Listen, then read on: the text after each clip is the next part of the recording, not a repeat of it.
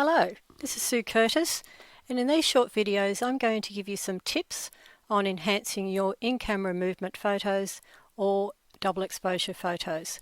So I'm going to take you through a series of some basic edits to make those photos pop, also some different effects you can get from ICM, plus double exposure and how to create that in software if your camera isn't able to do it.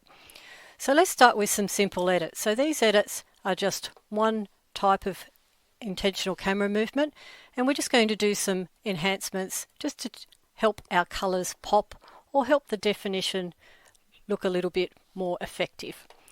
So I've imported these into Lightroom. We're in the library module. We're just going to jump into the develop module. Now if you're new to Lightroom, you might like to just try the auto button to see what Lightroom comes up with. If that's not the effect you wanted, in this case it's darkened it, you can just simply undo that and try it yourself. Now looking at the histogram here, this looks quite balanced. We've got our peaks in the centre, so it's probably giving us a clue we don't need to play around with the exposure too much. But what we can do is to drop down our highlights a little bit to make those less obvious. We can increase our blacks a little bit to add a little bit more form to the image, and perhaps even add a little bit of texture. Now in this photo it's some grass, there's long thin leaves, and we've followed the direction of the grass moving the camera upwards. You can see we've got some interesting effects from the spines, and it would be good to enhance that a little bit and see if we can show that effect. We could perhaps do that with clarity, and we might even pop up those whites a little bit to bring out those whites on the spine. Now an important part of intentional camera movement is to not make your photo look too busy, otherwise the viewer doesn't know what part of the photo to look at. So the way we can help focus or reduce the busyness in the photo is to crop down. Now in this case we've got some good form here. I like this leaf coming out to the right. Again, we've got a balance of leaves going out to the left. I feel what's on the left side of the image doesn't really add to the image. There's a lot more blurriness and some really strong highlights from the sky. So I'm just going to bring that in. And I like these two outwardly shaped leaves here. So I'm going to crop there and have a bit of a symmetrical effect there. We'll just close that. And I think that has added a lot to that image. So let's hop back into another one. And in this case, this is a cactus. You'll see these in the succulent gardens. Now these cactuses are quite tall. They have really strong lines with the spines, and they form ridges up the cactus. So the movement of the camera in this case has been to follow those lines and have a upward movement in the same direction of the spines. You can see from the information here that it was captured at a 15th of a second at f22 and ISO 100. Now by now you'll realise that the aperture and the ISO settings are pretty well set because we're trying to get the longest shutter speed we possibly can. A 15th of a second is quite fast, relatively speaking, which means you will need to move that camera faster to get a similar effect as something if it was taken with a much slower shutter speed. So just in this image probably doesn't need much enhancement, but just let's see what we can do with that. You can see here that the histogram's really spread out, so we've got some bright spots, some dark spots, so we could play around a little bit with exposure here and perhaps drop down our highlights so they're not too blown out. Our shadows have already moved up a bit, plus our whites. We'll just adjust those to bring out some definition, and again probably a little bit of texture and clarity. Now that may not be necessary for a lot of intentional camera movement photos.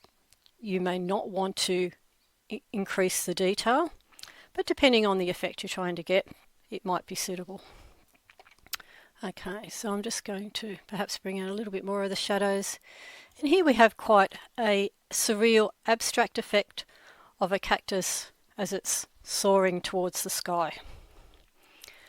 Let's jump out of that one again and hop into another one.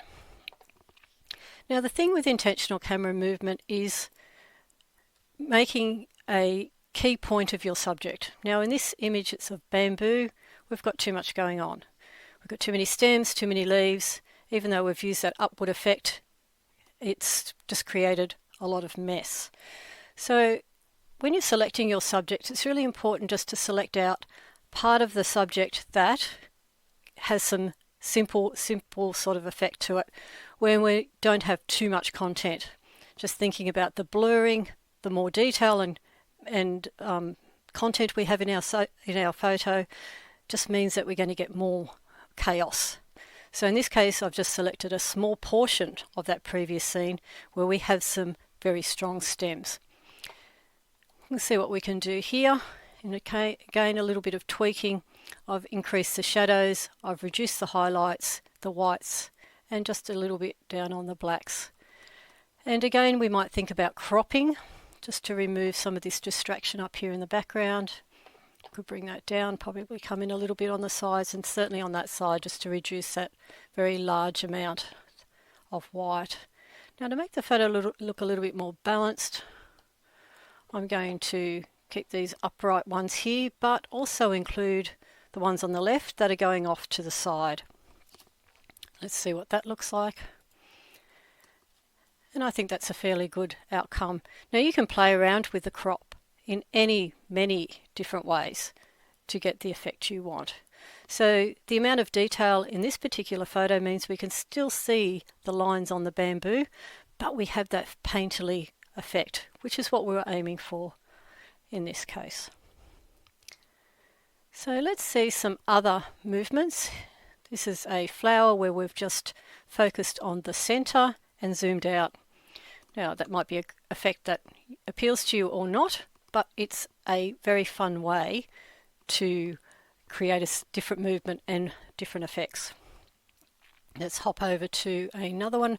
This is a similar effect, works really well with strong center pointed flowers. Focusing on the center of the flower and using your zoom, you can zoom out or in while you're taking the photo. So this one was taken at 1/5 of a second. So within that shutter time, you need to turn the zoom. We'll get that effect where we can enhance it with some editing. I'll just take you over to the develop module to show you what I've done here. I've reduced the highlights, increased the shadows and the whites, increased the blacks, and a little bit of exposure. Now I've cropped this so that it has a off-centered effect here. I could even move that a little bit more, and I like that effect because it gives it a sort of a starburst but not a centered effect there. Okay, now lastly, just in this section, we don't always have to stick to colour. These cacti are really a grey, sort of bluey grey. And the movement in this case has been a circular movement. So we've got a very slight sort of shadowy outline of some of the leaves and the spine. Again, you can see the setting was at 1/15 of a second. You'll see some other photos later on where I've used a much slower shutter speed. So depending on how fast that shutter speed is how fast your movement might be, which will also lead into what type of effect you get. So many different combinations. Now as for this photo, it doesn't have much colour, so we don't really have colour going for us in this case. So I converted it to black and white, which doesn't even look that much different. But by increasing the contrast and increasing the whites and increasing the blacks, you can see the blacks there because they're being highlighted by the histogram. We've got another different effect here, an abstract, not quite sure what we're looking at, but intriguing photo. So don't just think everything has to be in colour. So now we're going to hop over and go on to some other types of images. Now again, we might just remove the ones we just looked at. So again, we've got a selection of movements. So let's start with these cacti. So these cacti have a strong light area and the blue part of the main part of the cactus. So it has this star-like effect at the top. Now this is a spinning action of the camera where I have rotated the camera, the whole body, around in a circle. And it gives it kind of a Ferris wheel sort of effect. This shutter speed is a little bit slower than some of the others, so it gives us a little bit longer to turn the camera. Now the next one is that starburst effect we just saw with the daisy. So zooming the camera out from the centre has given us the effect of the spines coming out. Finally, with the same type of cactus, we've got a bit of a different combination where we've sort of turned it and done the starburst at the same time. Depending on how quickly you can do this or how slow the shutter speed is, you can actually get many different combinations of effects here.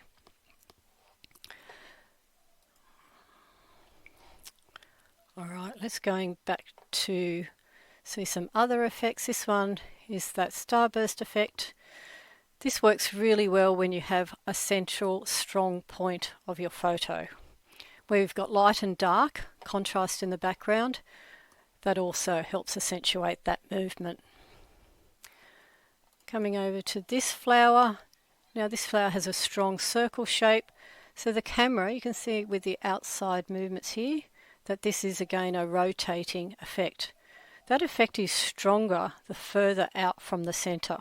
So the distortion to the central part of the flower isn't as great as what the effect is on the outside. So you need to keep that in mind with how your flower is structured or your subject is formed and what that effect might have on it. This one is the bark on a tree, and it does have a watercolour impressionistic effect. It is simply just moving the camera up the trunk of the tree. It's a little bit faster shutter speed than what we've used before, and in this case the aperture is not as small as the other photos I've just shown you. And the effect here was not to lose the shape of the bark and the colour of the bark. If the shutter speed was slower, it would blur much more into each other. We might even not know what we're looking at. So the use of the slightly faster shutter speed here helped us retain the detail between the different shades of the bark. Now from memory, there wasn't a lot of editing done to this photo. Again, we've reduced the highlights, increased the shadows and the whites, and reduced the black. So we're really just bringing out the contrast. And finally, with this group, this is a flower bed where we have layers of flowers. And these flowers have got good contrast, starting with the light foreground, the darker midground, and then the background with the sunlight and the taller flowers. Now this has been done at a slight angle. You could do it at more of a diagonal, or you could even do it upright. So again, it's whatever your accidental process or your intentional process is. So this photo has some nice light up the top, but it is fairly dark in the foreground. So I'm going to put a mask or a filter onto this one. So I go into the develop module, and I only want to lighten the foreground, so I can do it two ways. I could do it with a brush, but I'm going to start off by going into the masking section here, and I'm going to click linear gradient. I'm going to apply the gradient to the bottom of the image, and you can see where that effect's being applied. And I'm going to increase the shadows, and you can see those shadows come out, and it's only happening to the bottom part of the image. I'm going to add a little bit of white just to give it more pop. Okay, so let's crop that and remove some of the distracting features. Get rid of those two bright spots. I would bring this in a little bit to remove those spots around the edges. So now I have this divide between the foreground on one of the upward parts of the rule of thirds.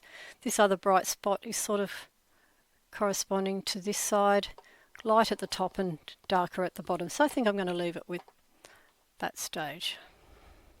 Okay, so we've got the painterly effect resulting here. Okay, so let's go on to some more. In this case we might choose the green ones. Okay, so now we're heading on to double exposures. So these ones are done in camera. So this will have been explained to you during our meetup. So this is 2 images, one image of the rose, and then the camera has been turned upside down for the second overlay. So you can see that the trees that are in the first frame are now reproduced in the second frame, and we have a somewhat inverted image of the flower. So this one is actually the straight out of camera image, which shows a lot more chaos happening as we've got the 2 photos being overlaid each other. So this is just 2 shots. Now the reason I completed this in post-processing or in editing was to reduce some of that chaos. So I've cropped it down and I've tried to give a bit of a hint of this flower being above, but also I really like this effect of the overlay of the trees underneath. Now I'm not too fond of this quite prominent leaf here that has picked up the colour of the rose. So if I was to further refine this photo, I would probably take that out in Photoshop and perhaps increase more of the eye coming to this part of the photo. Now let's have a look at this other one that's done in camera. So this is a double shot again. We've got one flower here, the other flower here, and they have been just overlaid, just slightly overlaid, a bit like a Venn diagram. So 2 shots, 1 photo, and then the second photo placed over the top. The giveaway here is that we've got 2 of the buds in the background. So I'm going to then show you how to do this in software if your camera isn't able to do that. So let's just come back to the center back here, and we'll do that with these blue ones. Alright, so now with this last final series, I'm going to be jumping into Photoshop to complete some of the effects that we can create with double exposure in the software, and also double exposure and intentional camera movement combined.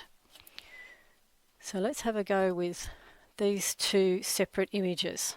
Now we're going to create something very similar to what we just saw before that was created in camera, but we're going to do it in Photoshop instead. So I've highlighted the 2 single photos of the rose, and I'm going to jump into Photoshop. To do that straight from Lightroom, it's Control E in Windows and Option on a Mac. Okay, so we're now in, oops, get rid of that. We're now in Photoshop. I'll move some of these panels out of the way. Alright, and we're going to make that a bit smaller. So I have 2 tabs, one of each flower. Make it a bit smaller. So I'm going to take one of the layers and combine it with the other one. Simple way of doing that: grab the layer, bring it over the top of the tab, press shift so that it's going to land on top in exactly the same size. So here's my 2 flowers. Okay, so I have slightly moved the frame when I took each flower, so it has even started to overlay it as though it was a double exposure. But let's see if we can enhance that more. Now this is the bottom layer and then the top layer. I'm going to reduce the opacity of this top layer just so I can see where it is and where I want to place the 2 flowers. So if I click up on the crossbars up there, I can now move this layer around to get the effect I want.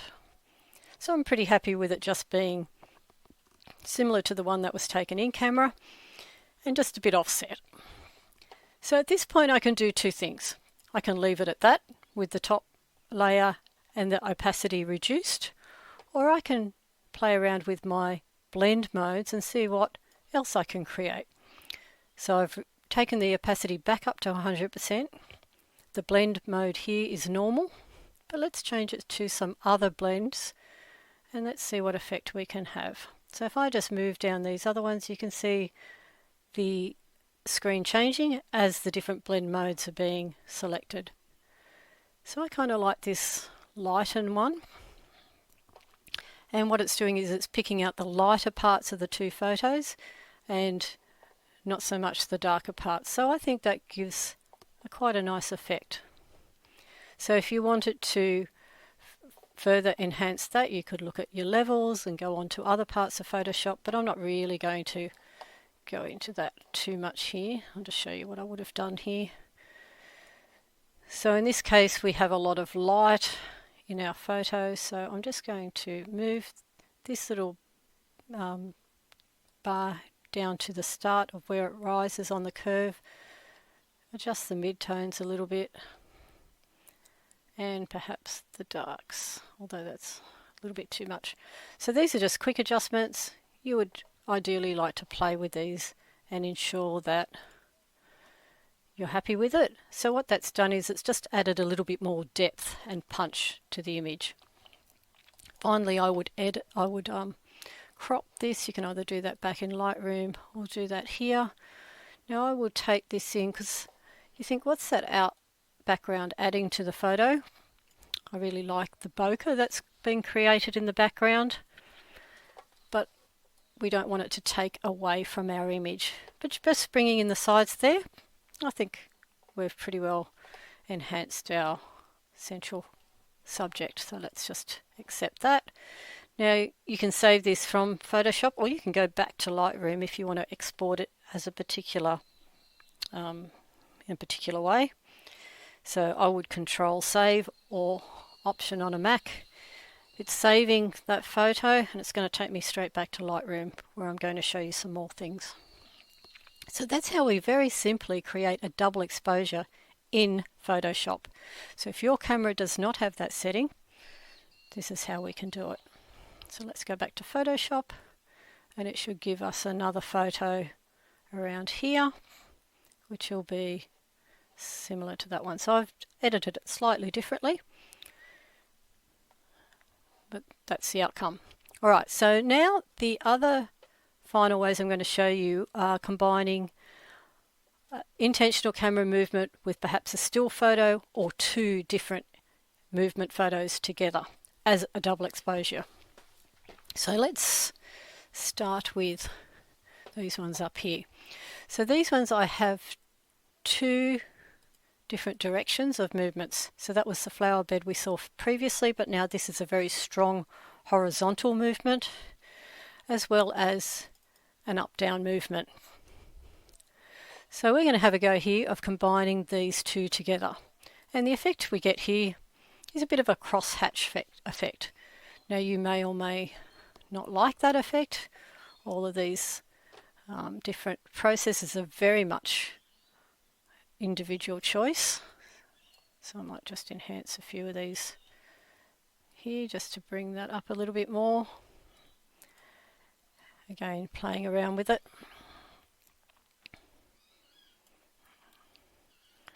And you can do this to what you feel is acceptable. So that almost looks a bit like a linen or a material weave.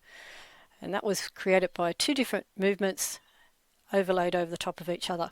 So let's just quickly show you how to do that. Very similar to what we just did before. I'm going to take the two photos, take them back to Photoshop, Control or Option E. We go back to Photoshop in a second.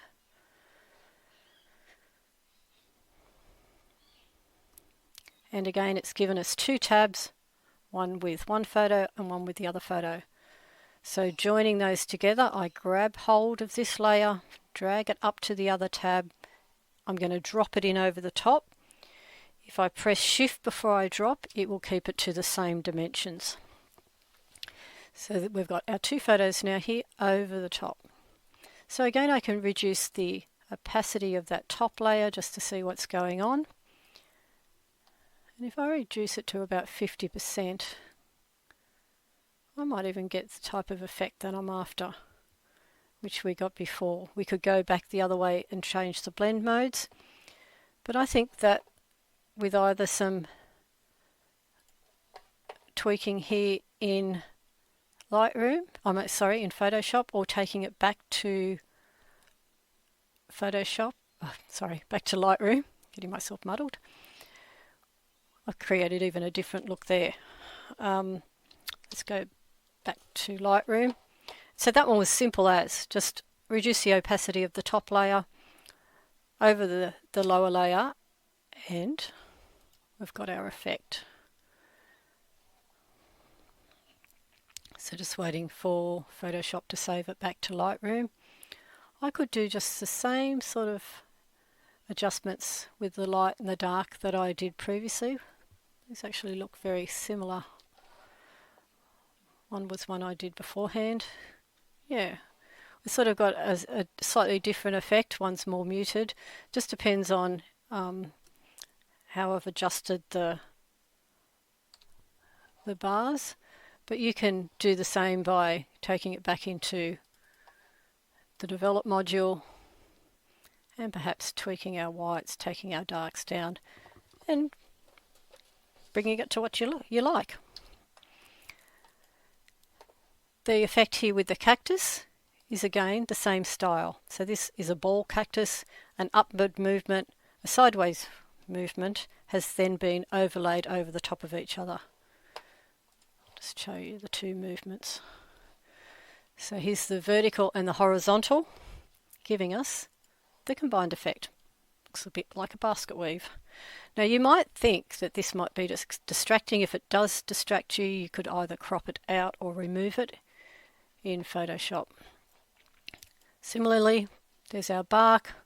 We have a sideward, we have the bark vertically, and then there was rotated 90 degrees and placed over the top.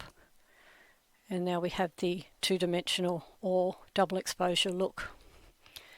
Now finally, just for our last one, this one is something a little bit more complex. And in this photo, we've got a underlying frame which has movement, but the top layer is still. So we've got a little bit more definition in our flowers. This is our still in focus image and our movement image, and now we're going to combine these two together to create this one. Let's give it a shot. Highlighting them, taking them into Photoshop. You could actually just import them directly into Photoshop from Camera Raw if that's how you normally would do it. I tend to jump in and out of the two programs together. So here's our sharp image and here's our blurry image. Now this one will take a little bit more tweaking than what I've done before, so that's why I'm ending with this one. I'm going to take our sharp image on top of the tab, press Shift and drop it on top. Now the thing here is that they're at different aspects. This one is closer to the other one. So we're going to need to do some tweaking here. So with this top layer here, I'm going to move it. Let's take it back up the top.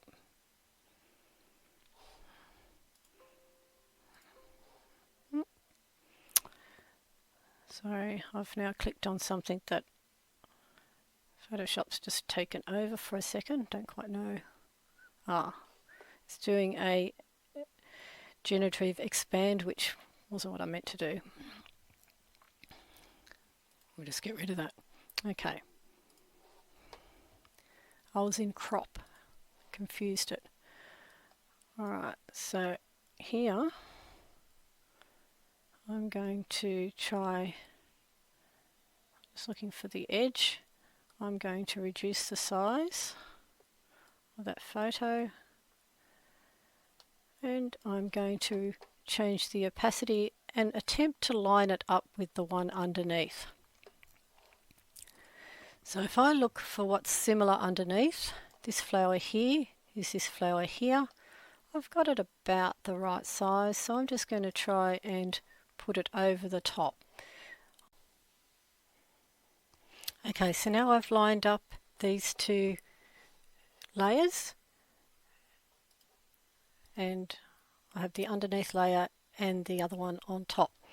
So I'm going to do something different now with a mask, and that is to select areas of the photo that I want to keep and other areas that I wish to remove. So I'm going to add a mask to the layer 1 by pressing on this icon down here, and this mask I can now add or remove parts of the photo as I wish. So I'm going to press on the brush, and you'll see here the white colour. White is selected, as is white over here, so nothing is going to happen. If I change it to the black, it is going to then reveal what is underneath. So now I can brush out the underlayer. So I'm going to actually increase the opacity so I can make that happen a little bit more quickly. And I might even remove that part there. And I'm just doing this quickly. So what I'm doing is, by brushing away the top layer, I'm revealing the underside and the more blurry layer, and I'm hoping to keep what's on the second layer. So I'm going to reduce the opacity because I don't want that definition to be as stark, the integration between the two layers. So I'll just reduce the opacity so that only part of the top layer is removed. And what I can do now is just start to dot over it to blend it in. I can switch the colours to white to bring back parts of that top layer that I might have removed and wished to keep. And I can go backwards and forwards here until I've got what I feel is the right balance of the underlayer with the top layer. So this is just a quick edit. Obviously needs a little bit more care than what I've just done here. So what is happening here is that with the mask, the white part is the original top layer, and what's now been brushed out and turned black is revealing the layer from underneath. So I would now crop this down, and as I said before, I select what parts of the photo I really think are key to the photo, and removing the parts that are distracting or just not adding anything to the story. So if I bring this right over, I kind of like it about there, but I don't want this bright spot here. I feel that's a good balance. We've got the more in focus parts in the centre going up and down, and then the blurrier detail around the outside. Now if I was to choose that crop, I feel that these bright green parts here are distracting. Now I could crop by bringing it in further, but what I would do is actually just remove this one. So I pick the lasso and circle it. Now you can either fill with a content aware, or we can use the generative AI fill. Super easy, just click on that. I don't actually want to do anything with it other than just remove it, so I won't enter anything into the text field. Just press generate. And what Photoshop's going to do here is select the areas around and fill and replace that selected area in the center. So this is just an incredibly powerful tool, and it's gone. And here I can select this small part here and do the same thing.